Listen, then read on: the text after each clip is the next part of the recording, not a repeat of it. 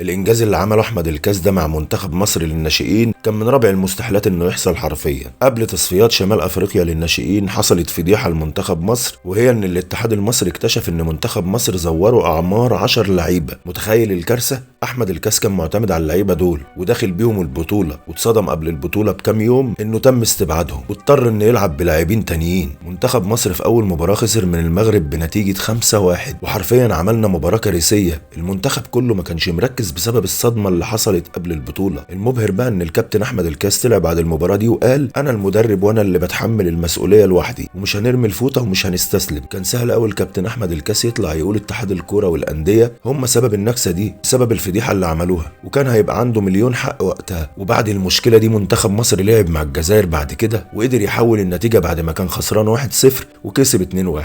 منتخب مصر بعد كده لعب مع تونس وقدر يحول النتيجه وسجل هدفين في 3 دقائق بعد ما كان خسران 2-1، وفي الدقيقة 80 كسب، بقت النتيجة 3-2 لمنتخب مصر. منتخب مصر امبارح لعب آخر مباراة ليه مع ليبيا وكسب بسكور تاريخي وهو الأكبر في البطولة بنتيجة 7-1. كابتن أحمد الكاس في النهاية بعد كل الظروف الصعبة دي تصدر المجموعة في التصفيات برصيد 9 نقط، وكسب كاس شمال افريقيا وتأهل الى الامم الافريقية في انجاز ما حصلش من 2011. يا عالجمال! الانجاز العظيم ده يتحسب للكابتن احمد الكاس فقط وللاعبين الشباب اللي قبلوا يدخلوا التحدي وما يستسلموش مع اول نكسة. الناس دي تستحق الاشادة على مجهودهم.